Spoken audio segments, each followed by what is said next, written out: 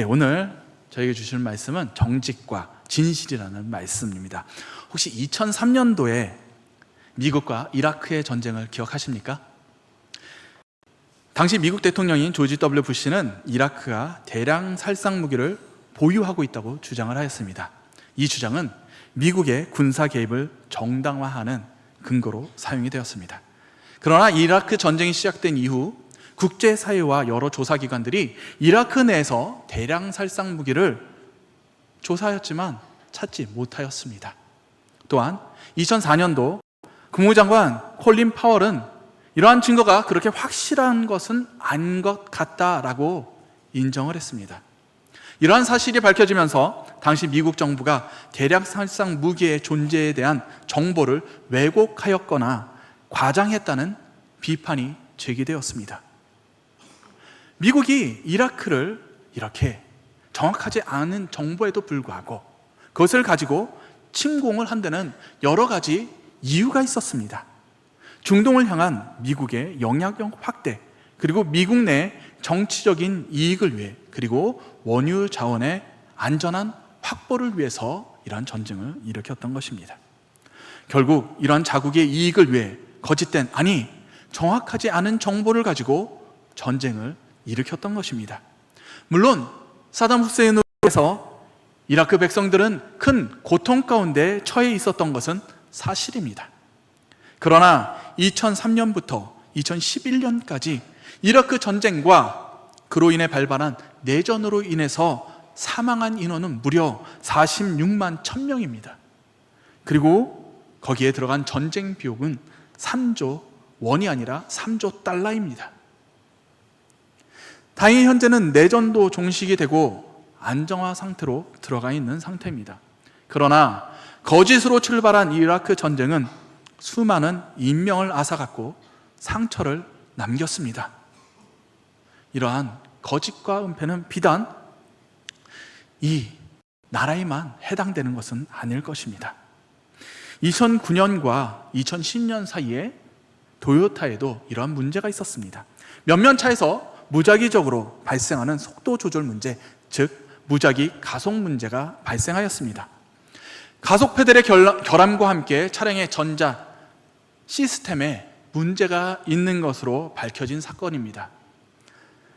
이러한 사건이 발생했을 때 도요타는 초기에 이러한 문제에 대해서 무시하고 부인하였습니다. 그러나 사고가 계속해서 발생을 하자 더 이상 그 문제를 인정하지 않을 수 없었습니다. 결국 조사를 하였고 그 결과 수백만 대의 차량을 리콜하였습니다. 그리고 미국 정부로부터 12억 달러의 벌금을 부과받게 됩니다. 토요타는 이러한 문제에 대해 벌써 몇 년 전부터 인지를 하고 있었습니다. 이미 불만이 접수되고 있었기 때문입니다.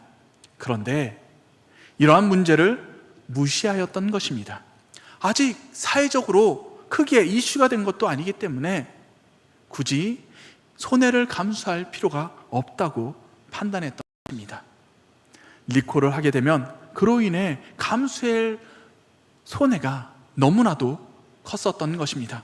그래서 그들은 문제를 해결하여 하기보다 거짓과 은폐로 사실을 가리려고만 하였던 것입니다. 그런데 이러한 거짓된 모습, 은폐, 이런 모습은 비단 이 미국과 도요타에만 해당되는 문제는 아닐 것입니다. 많은 사람들이 자신의 이익을 위해, 번영을 위해 변명과 거짓 그리고 과장을 하고 있습니다. 정말 안타까운 것은 이렇게 정직하게 행동하지 않는 사람들이 오히려 더 빨리 성공하고 더 많은 부를 축적하게 되는 것을 우리가 보게 되는 것입니다. 내부 거래를 통해 주가를 조작하고 없는 회사, 페이퍼 컴퍼니를 세워서 자금을 세탁하고 비자금을 조성합니다. 이러한 부정을 통해서 우리는 감히 상상할 수도 없는 부를 축적합니다. 그리고 사람들은 이러한 부정한 모습에 분개하고 한탄합니다. 그 어떠한 거짓과 불의도 서슴지 않는 그들의 모습에 많은 이들이 분노하고 있습니다. 그런데 놀라운 사실이 있습니다. 이렇게 불의를 보면 분노하고 탄식하며 울분을 부르짖던 그 사람들 또한 불의를 행하고 있다는 것입니다. 똑같은 모습으로 행하고 있다는 것입니다.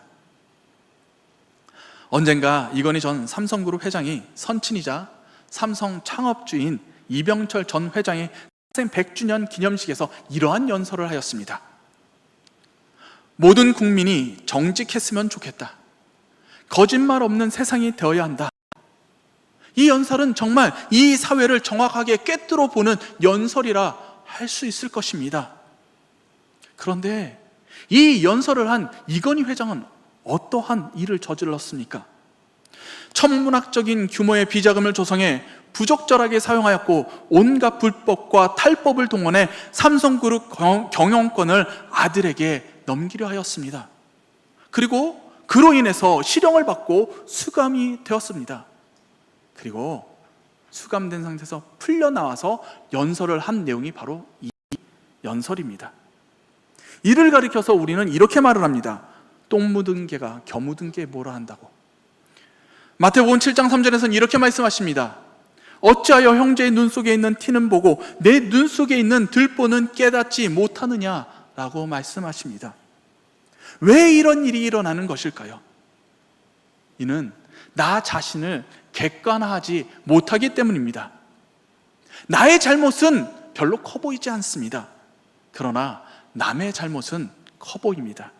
나의 잘못은 용납할 만한 정도의 잘못이고 남의 잘못은 용납할 수 없는 큰 잘못으로 보이기 때문입니다. 그러나 이러한 일이 발생하는 근본적인 이유는 무엇입니다? 그것은 이건희 회장의 말처럼 사회가 정직하지 못하기 때문입니다. 이 사회는 정직하고 진실하기를 원하지만 거짓말과 속임수를 용인하고 있습니다.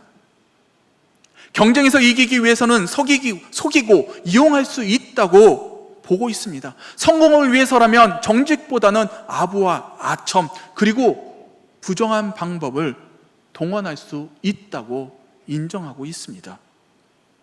그러나 이러한 사회에 오늘 본문을 통해 예수님께서는 이렇게 말씀하십니다. 오직 너희 말할 것은 옳다 옳다 아니라 아니라 하라. 이에서 지나는 것은 악으로부터 나느니라. 우리가 말할 것은 오직 옳다 아니다 이 두 가지뿐이라는 것입니다. 옳다 아니다는 무엇을 의미하는 것입니까? 정직입니다. 진실입니다. 그것이 옳은 것인지 아닌지 그것만이 중요하다는 말씀입니다. 이에서 지나는 것은 악으로부터 나느니라. 공동번역으로 이 부분을 읽어보겠습니다. 그 이상의 말은 악에서 나오는 것이다. 그 이상의 말은 무엇입니까? 변명 혹은 거짓과 과장입니다. 옳다 아니다 이외의 모든 것은 변명이요 거짓이요 과장인 것입니다. 이는 하나님께서 우리에게 원하는 모습이 아니라는 것입니다. 이는 무엇입니까? 남의 목숨과 생계를 위협하는 큰 거짓말, 고의적으로 상대를 비하하고 상처를 주려는 큰 과장들, 이것들만이 아니라 모든 거짓과 과장, 그것이 악이라고 말씀하시는 것입니다. 악에는 크고 작음이 없음을 우리는 명심해야 할 것입니다. 예수님께서 이 말씀을 하심은 이스라엘 많은 사람들이 맹세를 거짓말이나 속임수의 방법으로 사용하였기 때문입니다. 사람들의 자신들의 이익을 위해서, 사람들을 속이기 위해서 거짓 맹세를 하는 것이 횡행하였습니다. 사람들의 맹세가 남용되고 있었던 것입니다. 자신들의 이익을 위해 하나님의 이름으로, 하늘의 이름으로, 땅의 이름으로 맹세를 하였습니다. 레위기 19장 12절에서 이렇게 말씀하십니다. 너희는 내 이름으로 거짓 맹세함으로 내 하나님의 이름을 욕되게 하지 말라. 나는 여호와이니라. 이는 거짓으로 맹세함으로 하나님의 이름을 부정하고 욕되게 하지 말라고 말씀하십니다. 그러나 여기서 맹세하지 말라고 말씀하시지는 않습니다. 그러나 당시에 무분별하고 맹세를 남용하고 있는 이러한 사회적 분위기 속에서 예수님께서는 이렇게 말씀하시는 것입니다. 34절에서 36절 말씀입니다. 나는 너희에게 이르노니 동지 맹세하지 말지니 하늘도 하지 말라. 이는 하나님의 보좌임이요 땅으로도 하지 말라. 이는 하나님의 발등상임이요 예루살렘으로도 하지 말라. 이는 큰 임금의 성임이요 내 머리로도 하지 말라. 이는 내가 한 터럭도 희고 검게 할 수 없음이니라. 무엇입니까? 하나님의 이름으로, 땅과 하늘의 이름으로, 예루살렘 성의 이름으로, 너희의 머리로 맹세하지 말라고 말씀하십니다. 이것은 그 맹세를 지키지 않기 때문에, 그것으로 인해서 하나님을 속되게 하기 때문입니다. 그러나 또한 이 맹세하지 말라는 것은 너희들이 거짓 맹세하기 때문이 아니라 그것을 통해서 너희가 하나님의 이름을 속되게 하기 때문이라고 말씀하십니다. 이것은 무엇입니까? 너희가 지금 무분별하게 남용하는 그 맹세가 지금 하나님을 속되게 한다는 것입니다. 이는 하나님을 가벼이 여기는 모습이라 말씀하시는 것입니다. 그러므로 예수님께서는 하나님을 속되게 하는 그 어떤 맹세도 하지 말라고 말씀하시는 것입니다. 그러므로 사람들에게 이렇게 말씀하십니다. 너희는 맹세를 하지 말고 오직 옳다, 아니라 즉 정직하고 진실된 대답만 하여야 한다고 말씀하시는 것입니다. 이는 지금 오늘을 살아가는 우리에게도 동일하게 주시는 말씀입니다. 거짓과 속임이 용납되는 이 세상, 아니 이것을 통해서라도 성공만 하면 된다고 생각하는 이 세상에 동일하게 정직과 진실할 것을 명령하십니다. 이러한 세상 속에서 우리 크리스찬들이 어떻게 살아가야 할지 그 삶의 모습을 지금 예수님께서 말씀하여 주시는 것입니다. 그러나 안타까운 것은 너무나도 많은 크리스찬들이 세상 사람들과 구별됨이 없이 살아가고 있습니다. 한 발은 세상에, 한 발은 교회에 담그고 세상에서는 세상의 방식으로 거짓과 술수를 사용하고 있으며 교회에서는 거룩한 모습으로 살아가고 있습니다. 심지어는 어떤 사람들은 크리스천임을 감추고 드러내지 않는 사람들도 있습니다. 전에 학교 선배가 회사에 들어갔을 때 그곳에서 이렇게 얘기를 했답니다. 저는 크리스찬이라서 술을 마시지 않습니다. 너무나도 크리스찬이면 당연히 해야 할 고백이었습니다. 그런데 이 고백 이후에 몇몇 동료들이 이 선배를 찾아왔더랍니다. 그리고 이렇게 말을 했습니다. 너 왜 크리스찬 티 내냐고. 왜 굳이 크리스찬 티를 내서 불편하게 만드는 것입니다. 이분들은 다 크리스찬이었습니다. 그런데 전혀 크리스찬임을 드러내지 않았습니다. 그냥 세상 사람들과 똑같이 그곳에서 생활하고 있었던 것입니다. 그런데 이 선배로 인해서 불편해진 것입니다. 나의 가책이 느껴진 것입니다. 그래서 지금 와서 말을 하는 겁니다. 왜 티를 내냐고. 무엇입니까? 많은 크리스천들이 세상과 타협하며 살아가고 있습니다. 한 발은 세상에, 한 발은 교회에, 그리고 크리스천임을 아예 드러내지도 않고 살아가고 있습니다. 이러한 우리에게 예수님께서는 분명하게 말씀해 주십니다. 옳다, 아니다로 말하라고, 정직과 진실로 말하라고 말씀하십니다. 하나님의 사람 예수 그리스도를 구주로 고백하는 우리에게 있어서 정직과 진실함은 우리의 선택이 아니라 우리의 당연한 삶의 모습이 되어야만 할 것입니다. 그런데 이렇게 정직과 진실함이 왜 우리 삶 가운데 그렇게 중요한 것일까요? 이는 첫째, 하나님의 명령이기 때문입니다. 하나님이 우리에게 진실하고 정직할 것을 명령하시기 때문입니다. 우리에게 그렇게 가르치시기 때문입니다. 우리는 세상의 가르침을 따라가는 자들이 아닙니다. 우리는 세상에 속한 자들이 아닙니다. 우리는 하나님의 말씀에 속한 자로 하나님의 말씀을 따르기로 다짐한 자들입니다. 이런 자들이 세상에 속하여서 세상의 가르침을 따라간다면 이는 하나님의 백성의 모습이 아닐 것입니다. 많은 크리스찬들이 정직과 진실보다는 나의 기쁨과 나의 이익을 위해서 그 방법대로 살아가고 있습니다. 그로 인해서 기독교가 세상의 지탄과 비난의 대상이 되고 있는 현실입니다. 지난주 오후 찬양 예배 설교를 들으신 분들은 기억하실 것입니다. 허정 목사님께서 이러한 설교의 예를 들어주셨습니다. 다른 교회 부지를 구입을 해서 교회를 건축했습니다. 건물을 짓고 그리고 예배를 드렸습니다. 그런데 그것이 아파트 단지임에도 불구하고 사람들이 교회를 오지 않는 것입니다. 거의 오는 사람이 없었습니다. 그래서 왜 사람들이 오지 않는지 궁금해서 사람들을 만나서 물어보았다는 것입니다. 그랬더니 그곳이 재개발이 진행될 때 그 동네 사람들은 재개발이 빨리 진행될 수 있도록 자신들을 조금이라도 희생하고 헌신해서 이 개발이 빨리 이루어지도록 도움을 주고 있었는데, 이 교회만큼은 더 많은 땅을 차지하기 위해서 이 개발을 방해하고 이 개발이 진행된 것을 막았다는 것입니다. 그래서 결국 이 교회로 인해서 개발이 늦어졌다는 것입니다. 결국 그 교회는 더 많은 땅을, 더 많은 보상을 얻었습니다. 그로 인해서 받은 것은 무엇입니까? 세상의 지탄과 비난이었습니다. 이 모습이 과연 하나님의 가르침이라고 할 수 있을까요? 이는 하나님을 속되게 하는 그 이상의 말을 하는 모습일 것입니다. 우리의 모습이 어떠한 모습인지 우리는 분명히 돌아보아야 할 것입니다.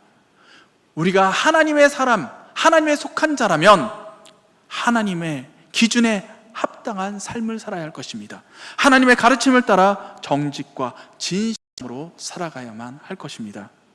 둘째, 진실을 말함으로써 우리는 더 정직하고 투명한 삶을 살아갈 수 있습니다. 이거는 무엇입니까? 정직하고 투명한 행동은 사회적 신뢰와 존경을 얻는 데 중요한 요소입니다. 이러한 행동은 우리가 주변 사람들과 더욱 긍정적인 관계를 형성하게 합니다. 주변 사람들과 믿음과 신뢰를 쌓게 된다는 것이죠. 사업을 하시는 분들, 직장을 다니시는 분들, 그리고 사람과의 관계 속에 살아가시는 우리 모든 사람들이 원하는 인간상이 있습니다. 어떤 사람을 원합니까? 믿을 수 있는 사람을 만나기를 원합니다.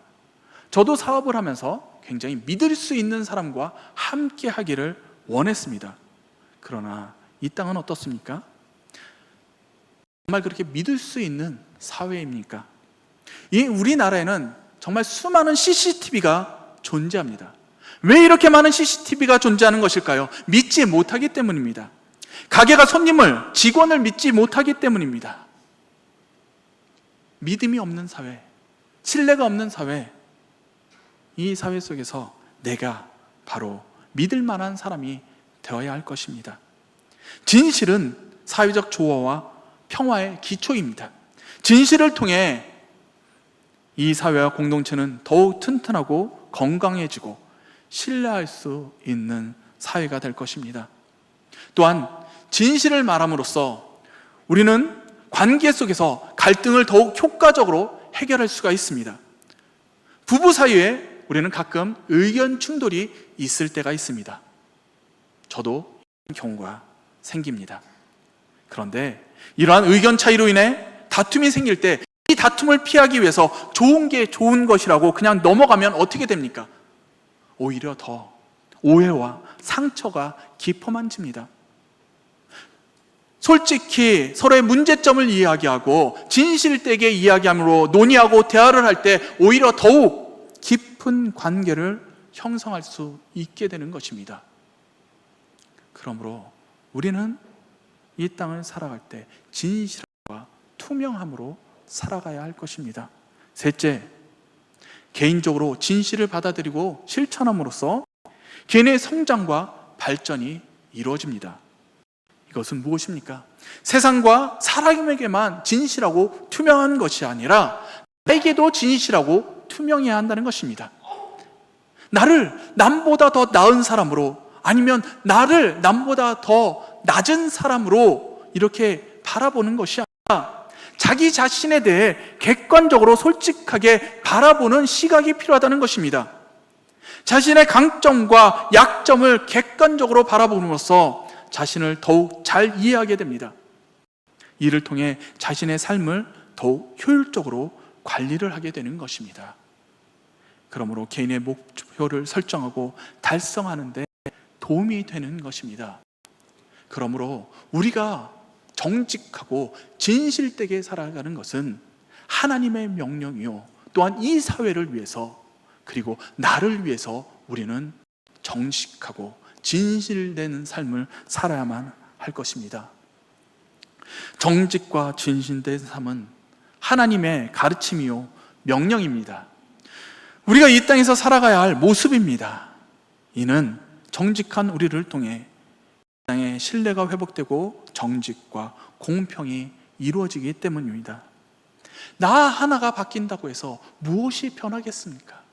그러나 우리는 이 사실을 명심해야 될 것입니다. 예수 그리스도 한 분이 이 땅에 오심으로 우리는 구원을 받았습니다. 사도 바울 한 명이 유럽으로 복음을 전파함으로 인해 우리는 복음을 전해드릴 수 있었습니다.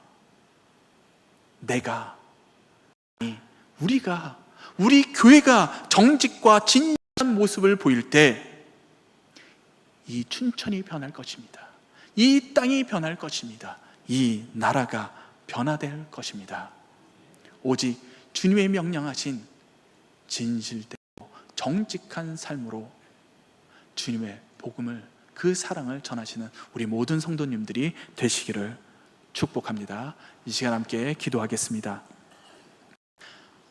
하나님 아버지, 주님께서는 우리에게 말씀하십니다.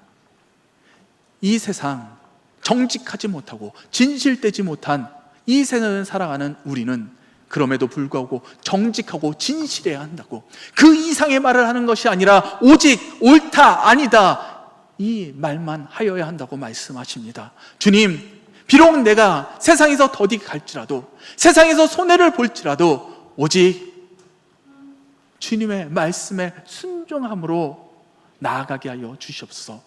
정직한 삶, 진실된 삶으로 살아나가는 내가 되게 하여 주시옵소서. 예수 그리스도 이름 받들어 기도드리옵나이다. 아멘.